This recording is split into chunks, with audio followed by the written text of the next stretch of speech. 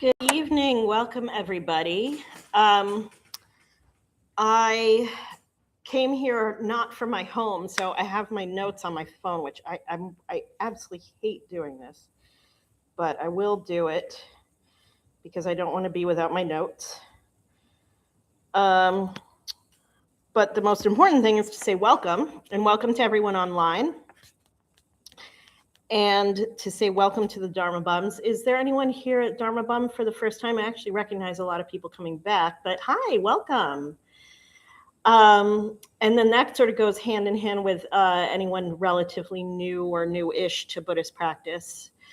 And then anyone really super unfamiliar with the concept of metta meditation, which is what we're doing tonight. So those of you who are new to Buddhist practice, I imagine metta is also pretty new because it's part of Buddhist practice. So I think I introduced myself. My name's Anna. And especially for those of you new to Dharma Bum, I usually like to say a preface. And again, apologies for those of you who come regularly who've heard me say this before. But we're what's called a lay temple, which means that we're not led by leaders or sort of official members of a denomination. It means we are individual Buddhist practitioners who bring our own learning and our own experience to how we share with the group. So I am not a monk, I'm not a nun, I have no quote unquote official training. I'm certainly not a historian, but I have been a practicing meditator for, I don't know, maybe 15-ish years, 20-ish years. I sometimes lose count. I think there were probably some interruptions in there too. But you know, I began my journey in meditation with a Buddhist practice and have maintained that practice for some years. So I sit here just to kind of share, you know, my perspective, my thoughts, my understanding of the practice. But again, I boast absolutely no authority or expertise. And also when I begin, I also usually like to ask, and again, apologies to anyone if I've asked this before, but who has a meditation practice daily, or who kind of, the question I really like to ask is who kind of thinks they maybe would like to have a daily meditation practice, but can't quite figure out how. Like that's a pretty common thing. So, I always share what helps me, and it leads me directly into why I lead Metta specifically, which is what has worked for me for the most part over the last 15 years is a short seated meditation. At times, you know, in my beginning years, or even when I'm pressed for time, as short as 5 or 6 minutes, which can sound pretty short, but it's very meaningful if you make the daily commitment. I think some people feel they have to wait until they have a dedicated 20, 30, 40 minutes to give to a meditation practice. And then that kind of becomes an obstacle from getting to it. So the analogy I've often used is I had a teacher who was asked this kind of question about, like, is it better to sit for a longer time or sit more consistently for shorter times?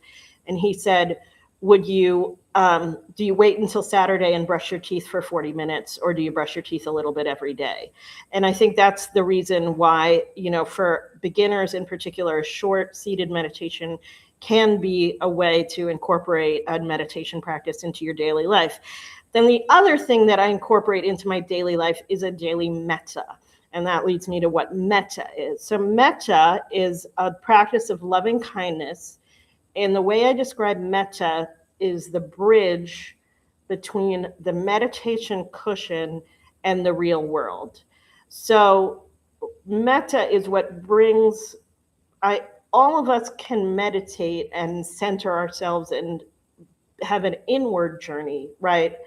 But the principles of Buddhism say that we meditate for all sentient beings.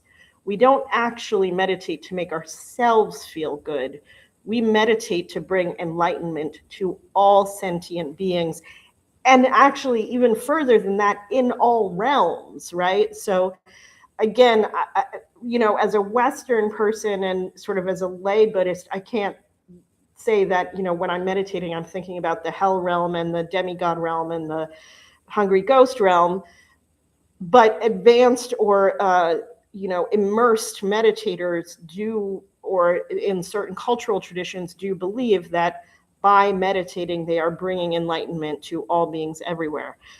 That said, on a more kind of literal or sort of immediate level, if I meditate, it's to exist more wholly and more peacefully as I walk through the world, right? And to confront problems without anger or belligerence, but with a sense of openness and curiosity.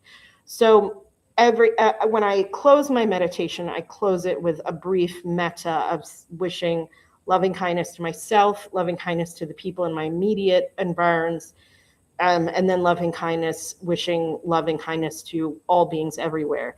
If I'm having a particularly fraught situation, that I'm having difficulty with someone where I know I might need to approach that person in a more open and loving spirit, I might name that person to know that I'm bringing an intention of kindness to them, even if I'm having an issue with them, and especially if I'm having an issue with them. Other times we might say in our metta a thought of loving kindness towards someone we might know who is suffering. It might be someone who is sick or ailing, or someone who's recently lost a loved one. But the main point is that as I leave the cushion to begin my day, I leave with bringing an intention of loving kindness to the rest of my day that I have accumulated through my sit, through my 6, 7, 8, 10 minute sit.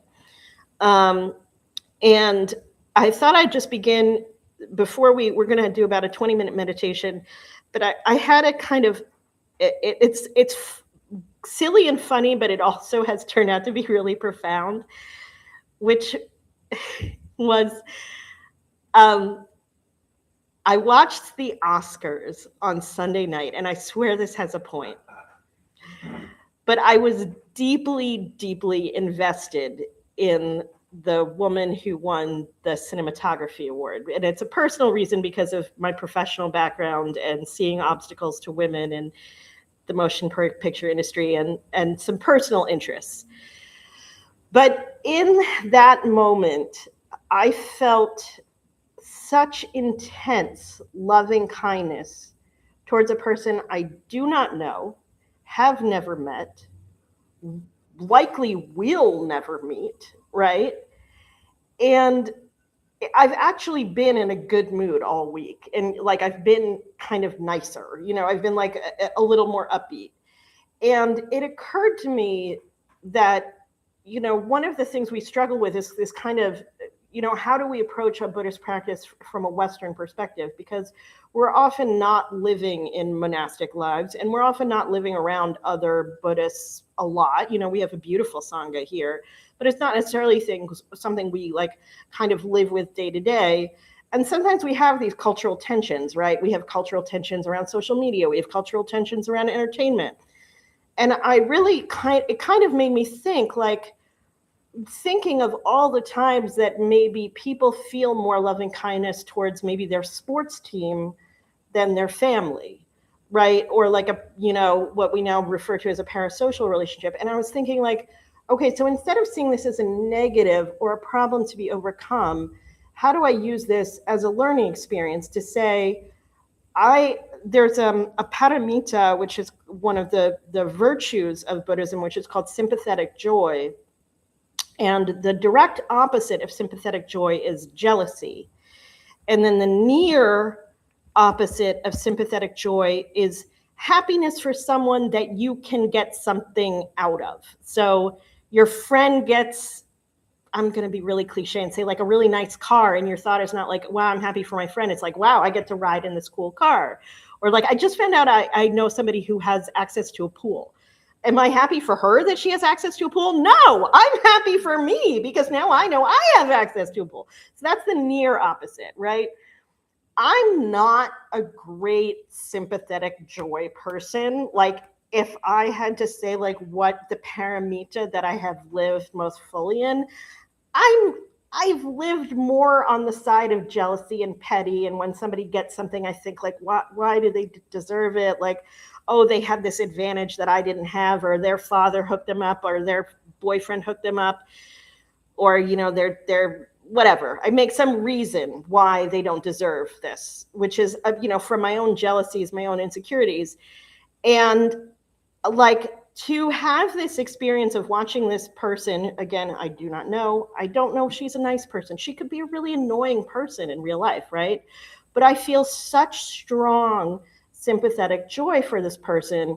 I thought, like, how can that help me have more sympathetic joy for these people I do feel petty of, I do feel envious of, I do feel, maybe that I only want them to get something to benefit me, because this is never going to benefit me. I'm not a cinematographer. I'm a woman in certain industries, so maybe it might, but I doubt it.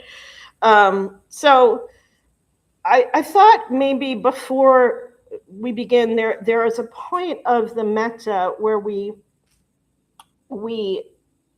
wish loving kindness to people we do not know. And I thought, as a sort of thought experiment, we could even think of something that might invoke a feeling of sympathetic joy or a feeling of great loving kindness in our world, that it comes easily to you, right? So for me, it's the cinematographer. For someone else, it might be, their favorite quarterback. For someone else, it might be, the Humane Society. But can we learn from our feelings of loving kindness that arise spontaneously around things that we have loving kindness for, but who might not be known to us, right? Who aren't necessarily in our day-to-day lives, and touch on that as a teaching point of metta, right? Because to me, this is now a teaching point of metta for me. I now have a reference to when I want to invoke the feeling of loving kindness. So I'll stop talking there and lead us through a 20-minute meditation. We'll just begin by sitting, connecting with the breath. Those of you who are new to meditation, please do not worry if your brain doesn't shut off. It won't. As thoughts arise, observe them, let them go. You can use your breath as an anchor. I always say this, but meditation can be done eyes closed, eyes open. I do sometimes encourage people at the end of a long, hot day, when you might be in danger of dozing off, to try meditating with open eyes with a very soft focus. We have these wonderful Buddhas here, which are incredible objects to just gaze at with a soft focus to center your meditation. So I'll get us settled, and then I will lead us through the phases of the metta meditation for about 20 minutes, and then we'll have plenty of time, well, or not plenty of time, I don't know, we'll see, to have discussion and to take questions and just kind of ponder what we experience together as a Sangha.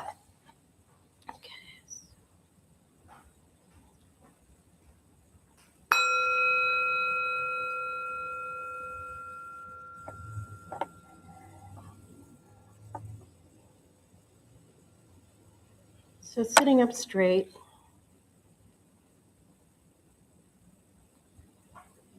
breathing in and out easily, quieting our minds, observing the thoughts as they come and go without judgment, without attachment. And we'll sit for a few minutes.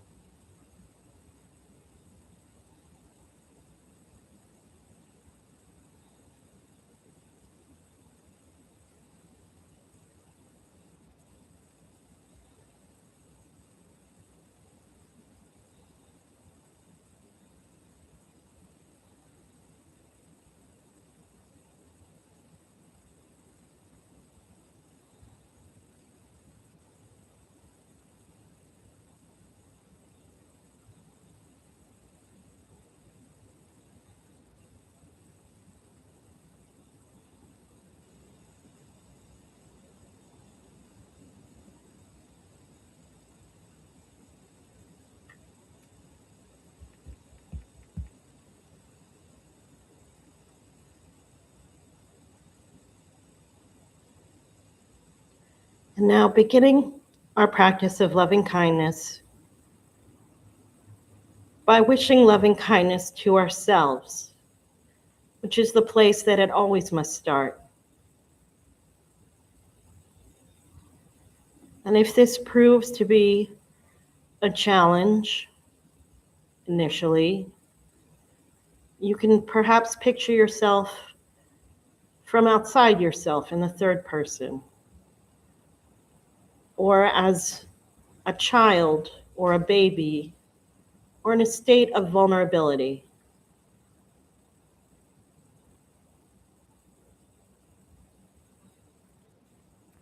But beginning our circle and our practice of loving kindness with ourselves,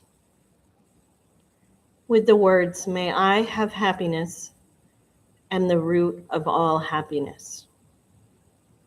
May I have happiness and the root of all happiness.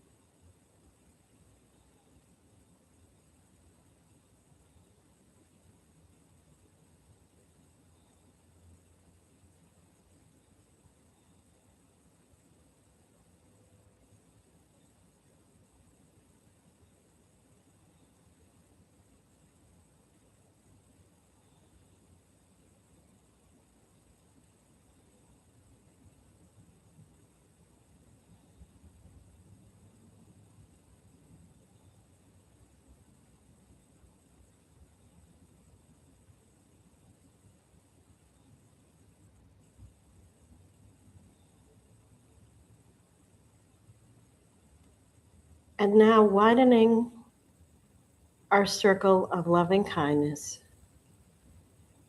to someone whom we find easy to love, about whom we have feelings of loving kindness with few obstacles, who spontaneously bring feelings of loving kindness to us.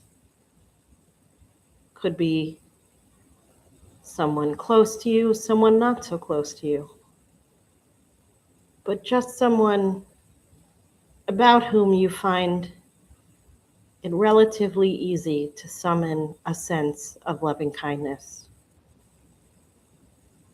With the words, "May they have happiness and the root of all happiness." May they have happiness and the root of all happiness.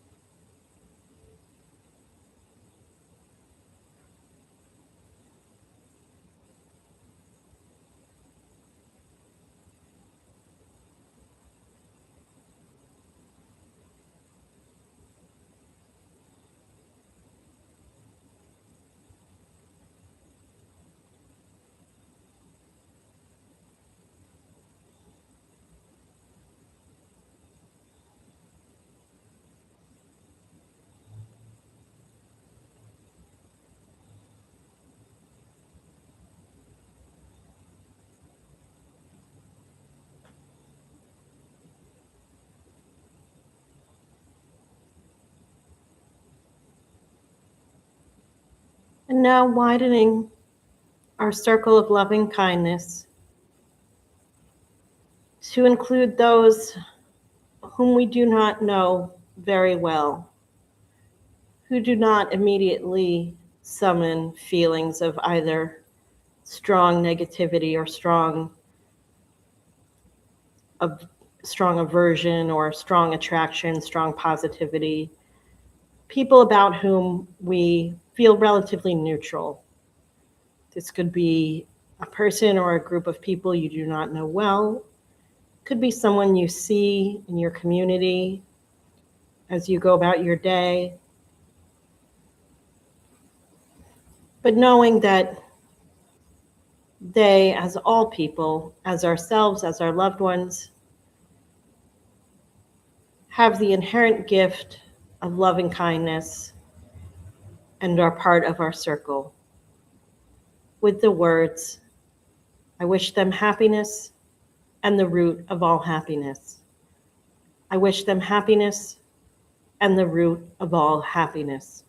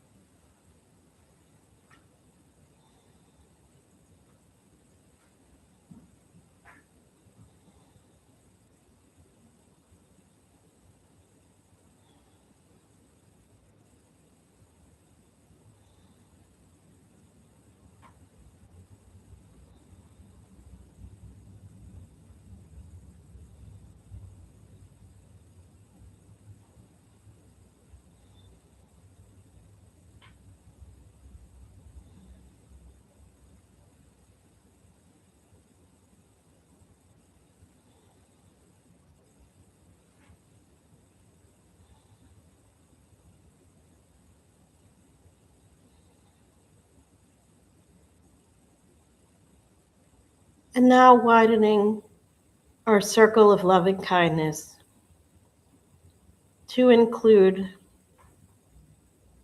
someone or people with whom we might have friction or conflict, or about whom it is harder or more challenging to summon feelings of loving kindness, with whom we might have obstacles towards spontaneously having a sense of loving kindness. This does not have to be your archenemy, doesn't have to be the person or people you think are the worst, although it can be. It is entirely up to you to what degree you engage with this. It does not mean you endorse or approve or even necessarily forgive. But it does mean that we recognize in our practice that we bring loving kindness and intentions of loving kindness to all sentient beings, no matter who or where they are, with the words, "May they have happiness and the root of all happiness." May they have happiness and the root of all happiness.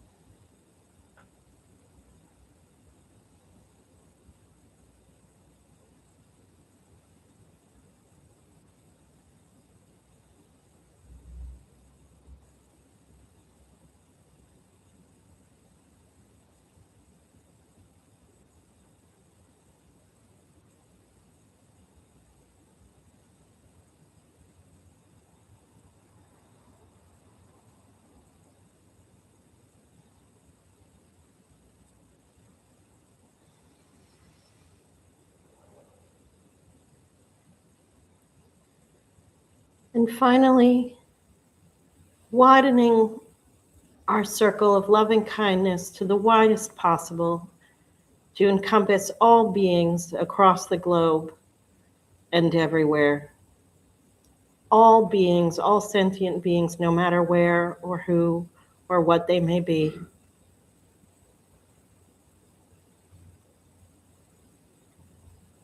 With the words, "I wish all beings everywhere happiness and the root of all happiness." I wish all beings everywhere happiness and the root of all happiness.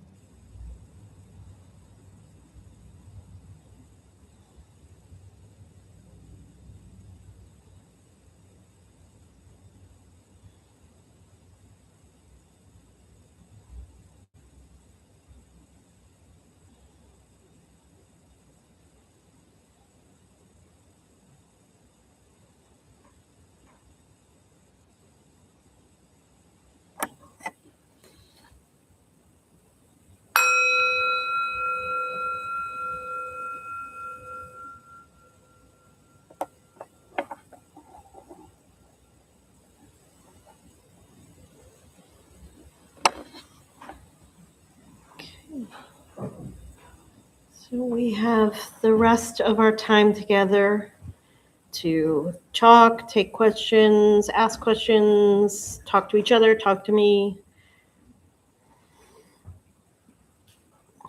Anything and everything. And also, I'll add that to the people watching at home. I see we do have a few people on YouTube. Hello.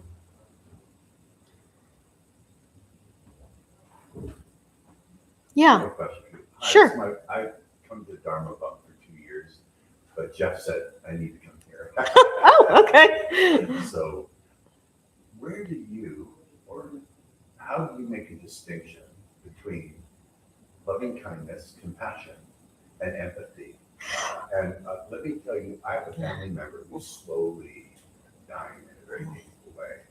And so when he's in great pain and having a pain attack, he'll call me and I'll be present for him during the call. Mm-hmm. But I certainly, sometimes I feel his emotional pain, Mm-hmm. which is too much for me. Mm-hmm.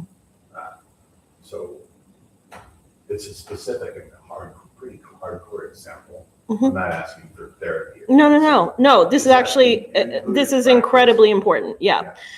So Buddhism actually makes a very, and again, I'm not a scholar of the language, but conceptually, Buddhism makes a very clear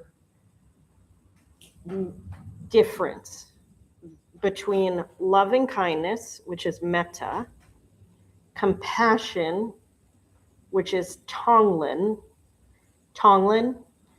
and then empathy is actually not part of it. And I'll get to why. So loving kindness is like our starting place, right? It's where we start all our interactions from.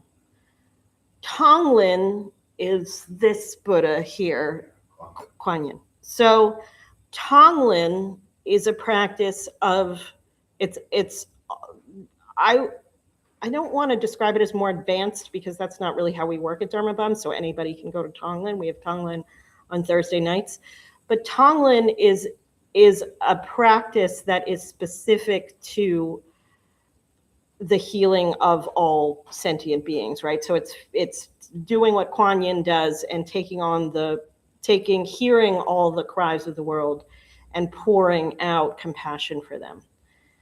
Empathy is the act of feeling with somebody, right? Compassion, we had a weird sort of semantic discussion about it because apparently in Latin, like compassion can mean like with the pain of, but empathy is really like taking on someone's pain, right? And that is actually, I don't want to use judgmental good, bad, but that's not wise, right? That's actually considered from a Buddhist standpoint, and this is not my opinion, this is just sort of from the scholarship, that's considered almost like ego driven, like I have the capacity to know what you're going through, right? And the reason it's such an important distinction is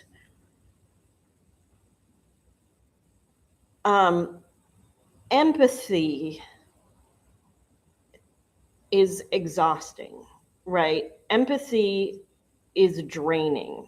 I mean, again, if someone disagrees, that's totally fine. I'm not saying like never have empathy. But there have been actual, now that we sometimes link Buddhism with scientific studies, there's been a body of research done, I believe here in California at Stanford, where they took physicians and nurses who were having burnout and they were unable, they were burnt out, the way that we are when we're dealing with sickness and suffering. And they trained them in Buddhist practices of compassion to transform the empathy, the feeling of, oh, I'm suffering with you, to I have compassion for you. And what they found was they burnt out less, right? They weren't as drained, and they felt better about their job, and they actually felt better about their treatment of their patients. So when I'm not suggesting to you specifically, but I'm sort of reflecting what you've said. To me, metta is a very useful practice, in part because it takes us out of ourselves and it takes us out of, I feel heavy, I feel drained by this, and into, I have loving kindness for this person. It also defines our relationship with the world. I think, were you here last week? I had come back. Never come to Oh, okay. Oh, okay. So I come for the Jeff show. You come for the Jeff show. So hi, welcome to the Anna show. Although I don't do every Wednesday. So last week I shared, I had been on this really aggravating slog of a trip to care for an elderly relative who was ailing. And nothing about this trip was fun. Nothing, But at the core of it, I had to bring, I chose to bring, I didn't have to bring, but I chose to bring a metta practice of focusing loving kindness on this person, because that was the reason why I was there. I was not there for the scenery, which was non-existent, the food, which was bad, the culture, which was nothing. I was there to take care of this person, right? And so when I used loving kindness, the weekend got easier for me. I got along with my brother better. I was more patient with the staff who were giving me 10 different answers according to which insurance they were looking at, right? So I didn't leave that trip coming back to San Diego with a sense of like, oh, fuck, that was such a drain. That was such a waste of time. Like, can someone please, let this corner of Virginia drift off into the ocean and I never have to see it again. I left being like, you know what? I showed up for somebody. I was kind. And I come home and now I'm here for my family. And loving kindness keeps us in the present moment, because it just says, why are we here? Why are we here? Why are we here? You're not here to suffer, right? And you're also not here to take on the sufferings of others as a Buddhist practitioner, right? You're here to move through the world with grace and ease, and to move through the world to leave something more kind and more humane behind you. I would hope, I would hope that for everyone. I hope that for myself. So again, Jeff very specifically talks about empathy as an act of ego. I pretty much agree with it, because it's like, this person is not coming to you to share their suffering so that you feel it. So, sort of like my silly Oscars example, can you observe cultivating an attitude of loving kindness? And I use Buddhist prayer. I think Buddhist prayer is underrated. We have prayer associated very strongly with Judeo-Christian traditions, but there are Buddhist prayers, and what we've just said is a Buddhist prayer. I wish them happiness in the root of all happiness. You could try getting off the phone and just taking a moment. I wish them happiness in the root of all happiness, and include, I wish myself happiness in the root of all happiness. I wish them happiness in the root of all happiness. I wish all beings everywhere happiness is the root of all happiness. You've just transformed your feeling of empathy and heaviness to kindness to yourself, right? Kindness to this person, and then kindness to those beyond. The other thing is worth looking at. I mean, there are Buddhist practices for, it's called at the bedside of the dying. And it is a spiritual practice of sitting with those who are suffering. It's available to anyone. You can just Google Buddhist practice at the bedside of the dying. It's usually drawn from a Tibetan tradition, which is the tradition that is most about, there's a practice called in the mirror of death.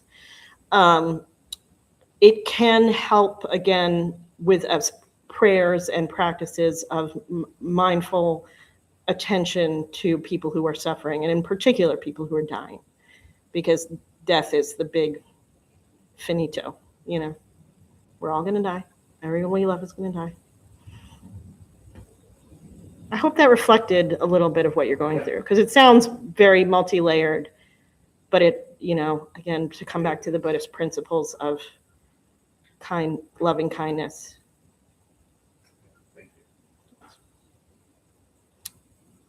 Anyone else? Big, small. I also sometimes just will move through how we felt about wishing loving kindness to ourselves. that was interesting or difficult or pleasant or surprising? Wishing kindness to one I love, someone who spontaneously brings feelings of loving kindness. What's that? Yeah, it's easy, right? It can be, actually. That's funny. Sometimes there have been days where it's like, God, do I love anybody? Yeah.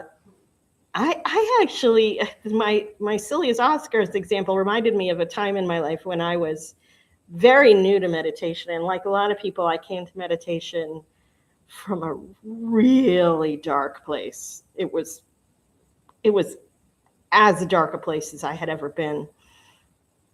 And when I was, trying to work through a spiritual practice, one of the times when someone said, can you find feelings of loving kindness towards anybody, or, feelings of love for anybody? And I was like, no.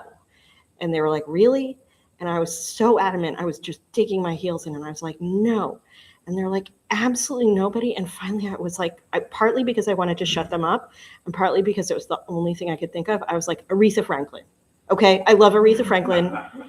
And I'm not joking. That connected me to feelings of loving kindness, right? I am not kidding. Like, I promise you. And she was like, see, you're not too far gone, right? So, look, we live in a Western society. We live with pop stars and movie stars and Oscars. Let's use them, right? Let's use them. If you want to live a monastic life, please do. I wish I could sometimes. But right now, we're in central San Diego living there's a computer here. I have an iPhone. I'm not going to have an iPhone for long if I do that. So yeah, let's see, how we can cultivate in our weird, crazy Western society feelings of loving kindness where we find them, right? Because you might not find them in your family sometimes, you might not find them with your romantic partner sometimes, right? There was one time when I was here and the same person was the person I spontaneously felt love for and the person I was having problems with, right? The people we love can harm us. They can hurt us. So let's use all the tools at our disposal. People whom we do not know. Any thoughts or experiences about that? Sometimes people say it's like the people in service positions, like, can you have loving kindness for those random people?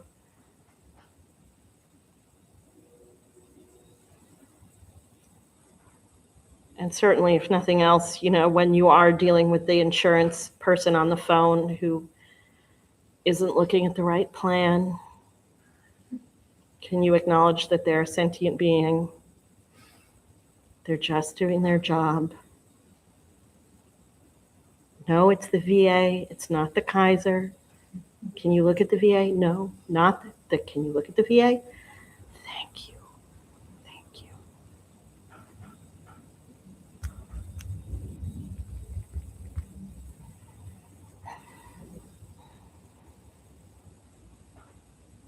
And then someone or people with whom we might have friction. Sometimes people find this extremely challenging.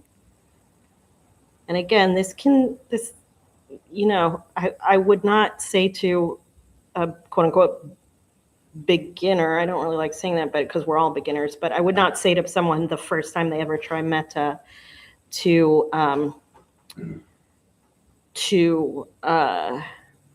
confront, the biggest conflict you've ever encountered in your life, or to confront the, the people about whom we might be feeling intense feelings of anger, or who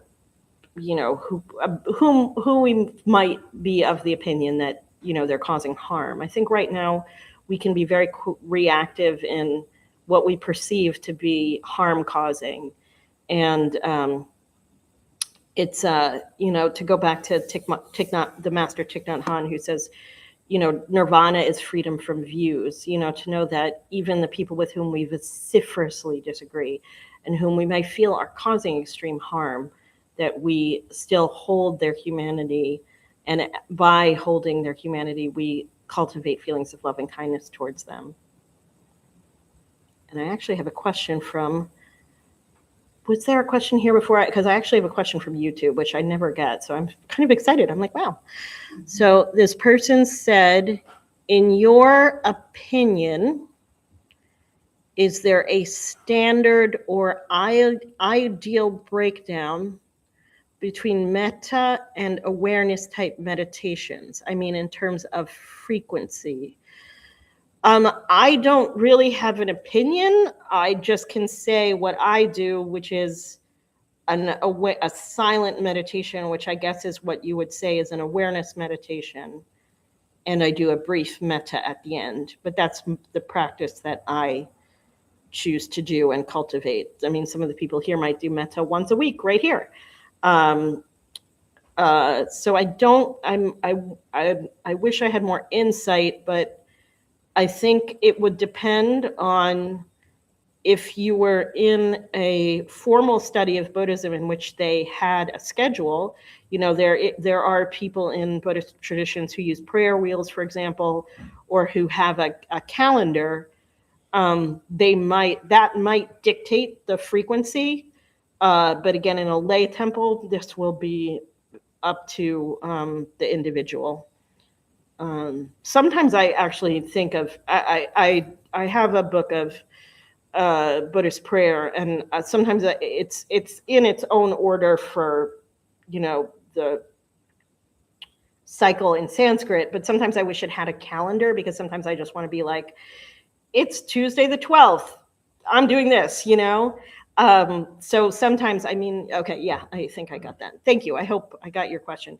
Sometimes I would, actually, I think this may be something I'll investigate and bring back to you guys, because I've been trying to investigate certain ways of formalizing my practice a little more, including through the use of cycles and prayers.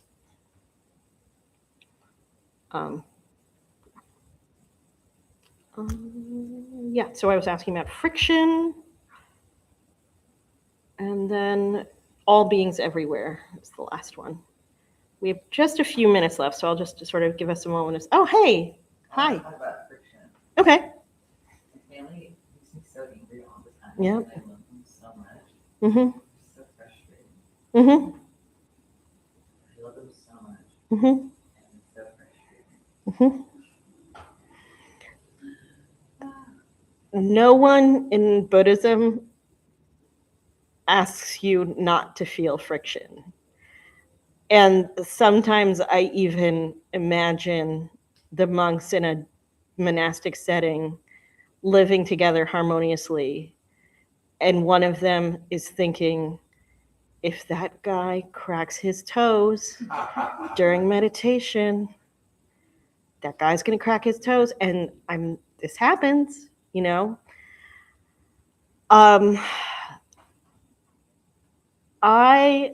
First off, I kind of appreciate that you say you love them so much, because I don't think just reflecting back from my experience, I've struggled to get to a place where I can love or accept in any way my family. My family were record breakers for true chaos.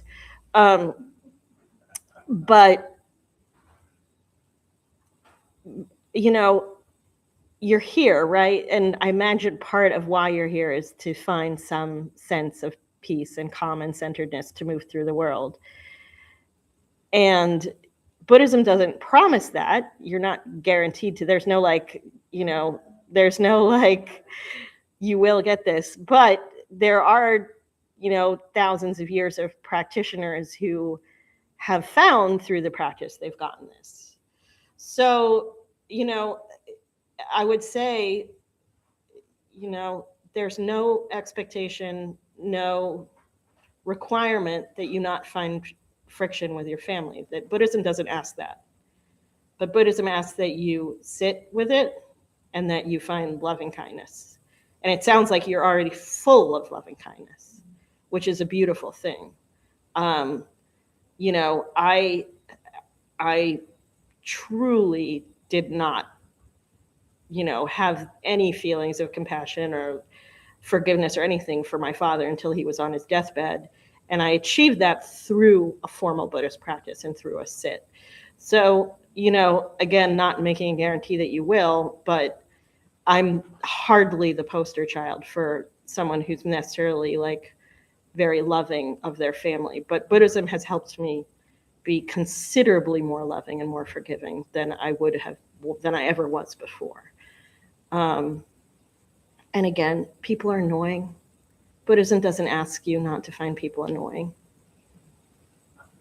Really, there's no expectation of that. I hope that reflects to you what, you know, a starting place maybe. I think it takes some pressure off my shoulders to hear it like that.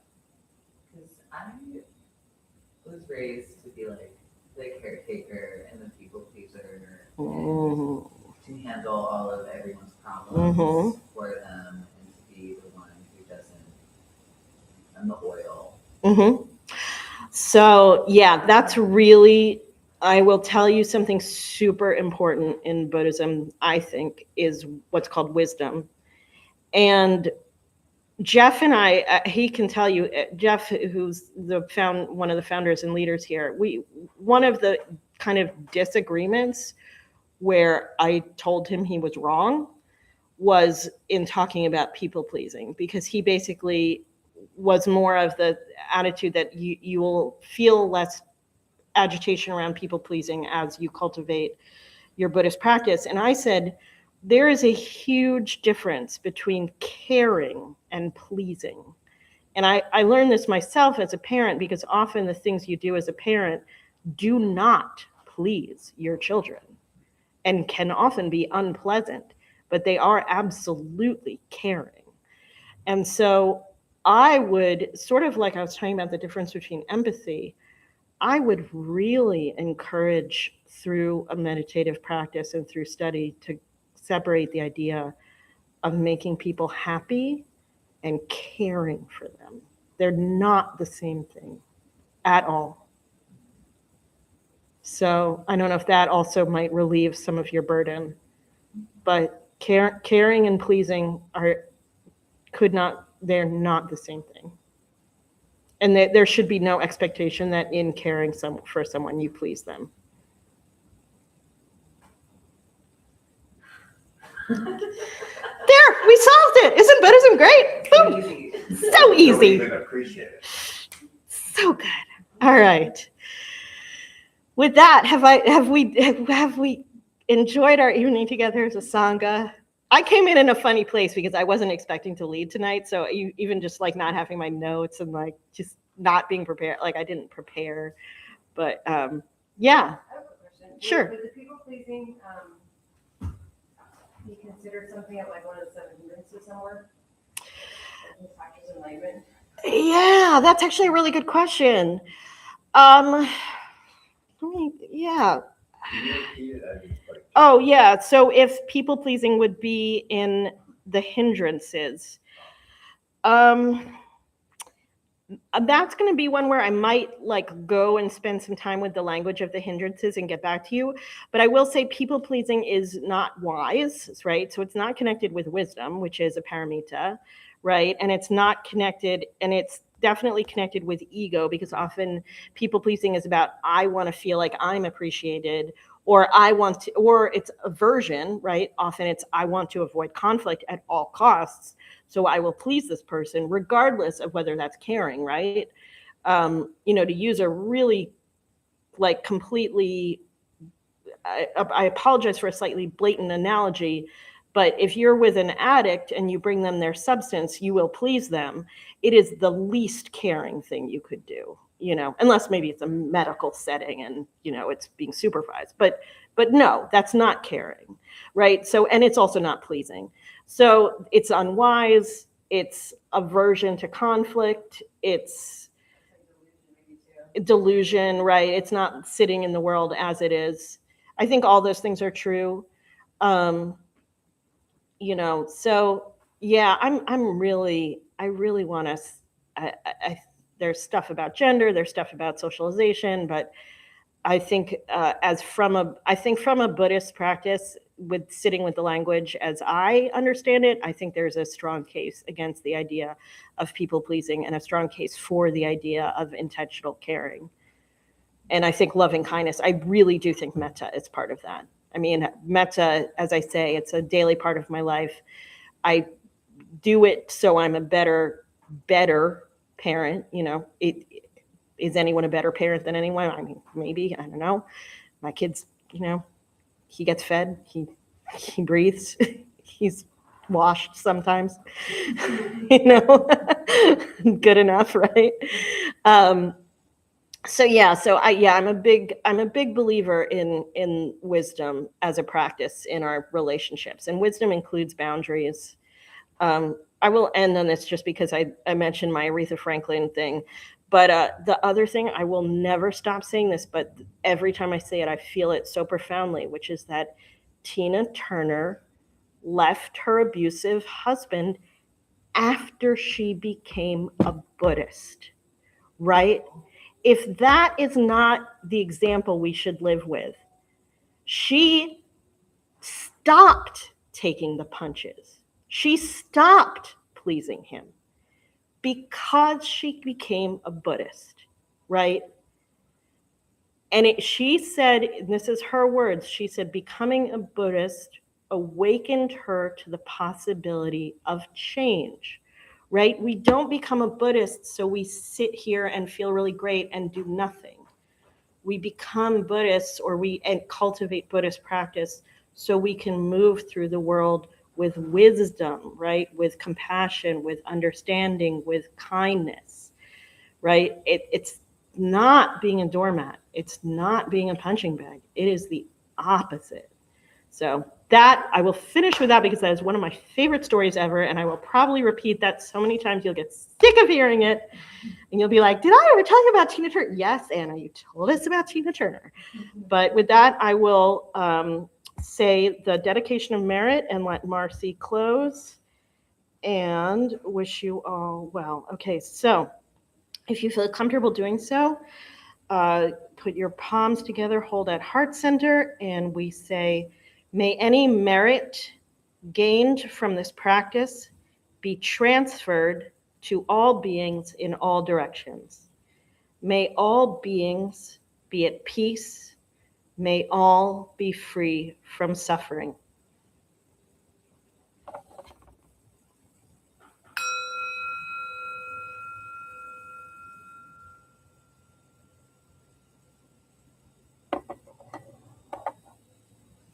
Mercy.